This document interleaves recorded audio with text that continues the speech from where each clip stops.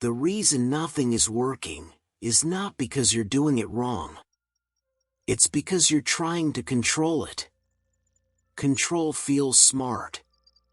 Control feels safe. But the subconscious reads control as fear.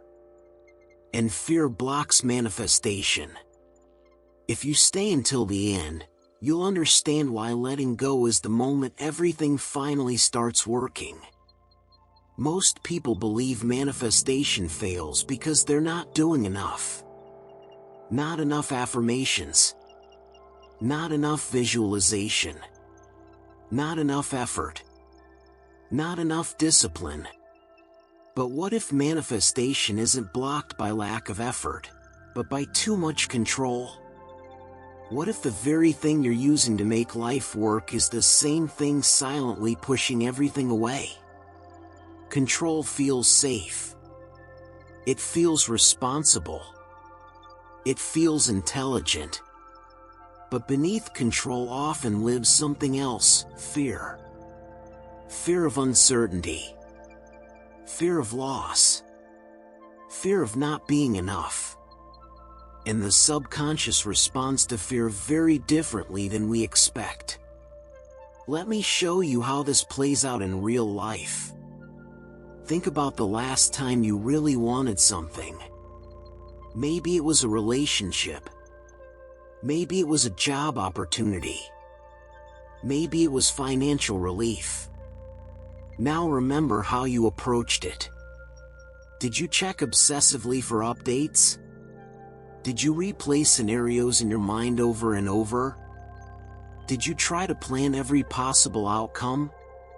Did you lose sleep thinking about all the ways it could go wrong? This is what most people call manifesting. But notice what's actually happening in your body while you're doing this. Your jaw is clenched. Your shoulders are tight. Your breathing is shallow. Your stomach is in knots. This is not the energy of manifestation.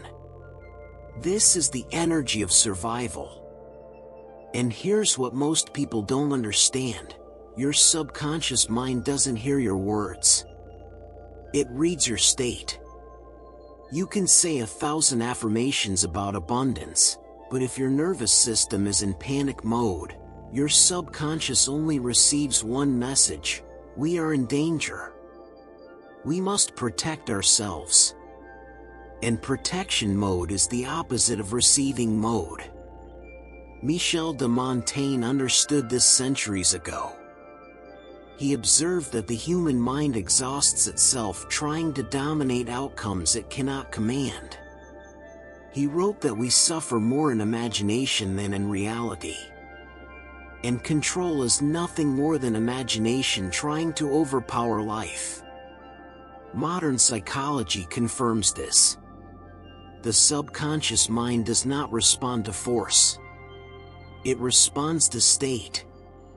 When you are tense, attached, and controlling, your nervous system stays in survival mode. And survival mode cannot manifest expansion. Montaigne made this discovery through direct experience, not theory. After surviving a near-fatal accident, he spent years documenting his own mental patterns.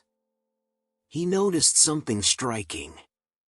The things he worried about most intensely rarely materialized. But the things that did happen came from directions he never anticipated. This led him to a radical insight. Control is an illusion we create to feel safe. But it doesn't actually make us safer. It just makes us more exhausted. He observed people around him, nobles, merchants, soldiers, farmers. And he saw the same pattern everywhere. Those who gripped life tightly lived in constant anxiety. Those who held life lightly seemed to navigate challenges with greater ease. It wasn't that they had fewer problems. It's that they had less internal resistance to what was happening. Montaigne began experimenting with his own mind. What would happen if he stopped trying to control his thoughts? What if he just observed them without fighting them? He discovered something revolutionary. When he stopped resisting his own mind, his mind became calmer. When he stopped trying to force clarity, clarity arose naturally. This wasn't passivity. This was a different kind of intelligence. An intelligence that works with life instead of against it. The ancient Stoics had a phrase for this: amor fati, love of fate. Not resigned acceptance, but active embrace of what is. And from that embrace, new possibilities emerge. The Bible expresses this truth with surprising clarity. Be still, and know that I am God. Stillness is not laziness. Stillness is regulation. When the mind stops gripping, the deeper intelligence takes over. Think about this carefully. Have you ever noticed that the things you obsess over rarely come easily? But the things you lightly desire often arrive without struggle? This is not coincidence. It is subconscious alignment. Control sends one message to the mind: there is danger. Something is missing. Trust sends another: I am safe. I am supported. The subconscious always acts to confirm the message it receives. Let's understand what's happening at a neurological level. Your brain has two primary operating systems: the sympathetic nervous system, fight or flight, and the parasympathetic nervous system, rest and digest. When you're in control mode, you activate the sympathetic system. Your body believes it's under threat. Blood flows away from your prefrontal cortex, the part of your brain responsible for creativity, intuition, and higher thinking. Instead, blood rushes to your limbs, preparing you to fight or run. This is survival physiology. It's brilliant for escaping danger. But it's terrible for manifestation. Because manifestation requires openness to possibility, receptivity to inspiration, trust in timing, clarity of vision. And none of these states are accessible when your nervous system thinks you're being chased by a predator. The biblical instruction to be still is not religious mysticism. It's nervous system regulation. When you become still, your body receives a signal: the danger has passed. It's safe to rest. And when your body rests, your parasympathetic system activates. This is when digestion improves, healing accelerates, creativity flows, intuition sharpens, synchronicities appear. This is the state where manifestation becomes natural. Not because you're doing more, but because you're interfering less. So when you try to control manifestation, you are unknowingly affirming lack. You are saying, if I don't manage this, it won't happen. And the subconscious replies, then we must stay tense. This is why effort without surrender creates resistance.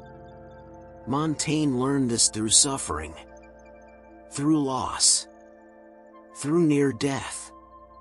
He realized that life unfolds not through domination, but through participation. The Bible echoes this again: not by might, nor by power, but by spirit. Manifestation is not mechanical. It is relational. It happens when your inner state stops contradicting your desire. Control creates contradiction. You say you want peace, but your body lives in vigilance. You say you want abundance, but your mind rehearses scarcity. You say you want love, but your nervous system expects abandonment. And so life mirrors the state, not the words. This is why affirmations often fail. Not because affirmations don't work, but because you're speaking one language while your body speaks another. Imagine trying to communicate in English while your body is screaming in the language of fear. Which message do you think is louder? Your subconscious doesn't analyze your affirmations logically. It reads the energetic signature beneath them. When you say, "I am abundant," but your body is tight with anxiety, your subconscious receives, "I am afraid of not having enough." When you visualize your dream life, but your chest feels heavy with doubt, your subconscious receives, "I don't believe this is possible for me." This is the contradiction that blocks manifestation. And this is why letting go is not giving up. Letting go is removing the contradiction. It's aligning what you say with how you feel. It's bringing your nervous system into coherence with your vision. Think of it like a radio. If you want to receive a clear signal on 95.5 FM, you must tune to 95.5 FM. If your dial is set to 95.5, but your internal frequency is stuck on 87.3, you won't receive anything clear. Just static. Just interference. Just frustration. Control is that static. It's the interference between where you are and where you want to be. And the way to clear the static is not to force the dial harder. It's to relax your grip and allow the tuning to settle naturally. Letting go does not mean doing nothing. It means removing resistance. It means acting without obsession. Choosing without gripping. Moving without panic. This is the difference between force and flow. Jesus described this paradox simply: whoever tries to save his life will lose it, and whoever loses it will find it. Trying to save, protect, control, tightens the fist. Letting go opens the hand. And manifestation only enters open hands. Let me give you a practical example of what this looks like. Imagine two people both wanting to manifest a romantic relationship. Person A checks dating apps every hour. Analyzes every message for hidden meanings. Feels anxious when someone doesn't respond quickly. Tries to strategize their responses to get the right reaction. Obsesses over their appearance, their personality, whether they're enough. Feels desperate, even while trying to hide it. Person B uses dating apps casually, when they feel like it. Engages authentically in conversations without overthinking. Feels curious about people but not attached to outcomes. Shows up as themselves, without performance. Feels complete already, open to sharing that completeness with someone. Approaches dating as exploration, not salvation. Who do you think manifests the relationship first? The answer is almost always person B. Not because they're luckier. Not because they're more attractive. But because their energy is coherent. They desire connection, and they embody the state of already being connected to themselves. They want love, and they operate from a place of already feeling lovable. Person A is stuck in contradiction, wanting connection while pushing it away with anxiety. Seeking love while broadcasting unworthiness. And the subconscious, being honest, manifests the dominant state, not the stated desire. This same principle applies to money, health, opportunities, everything. When you approach manifestation from lack, you create more lack. When you approach it from wholeness, you create more wholeness. Control blocks manifestation because it collapses the future into anxiety. Trust expands the present into possibility. The subconscious does not ask, "What do you want?" It asks, "What state are you living in?" And it builds your reality from there. This is why people manifest clarity after they stop chasing. Why answers come after surrender. Why solutions appear when the mind rests. You don't attract what you want. You attract what you are being. There's a phenomenon in physics called the observer effect. It shows that the act of observation influences the behavior of quantum particles. The same principle applies to your life. How you observe your reality influences what manifests.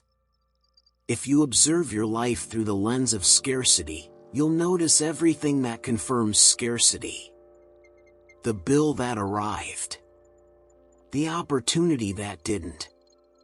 The person who didn't choose you. Not because these are the only things happening, but because your attention is tuned to that frequency. If you observe your life through the lens of abundance, you'll notice everything that confirms abundance. The unexpected gift. The perfect timing. The door that opened right when you needed it. Again, not because these are the only things happening, but because your attention has shifted. This is why gratitude practices work.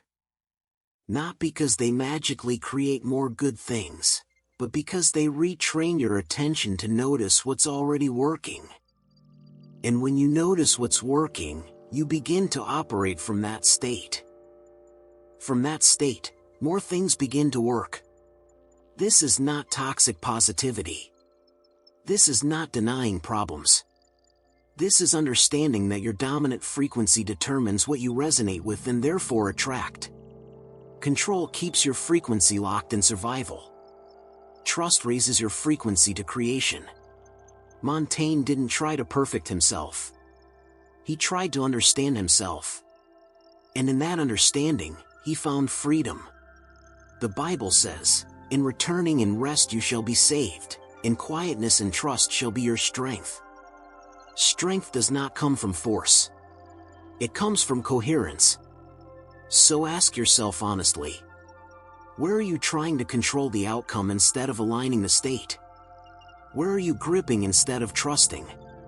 Where are you forcing instead of allowing? Because the moment you release control, the subconscious exits survival.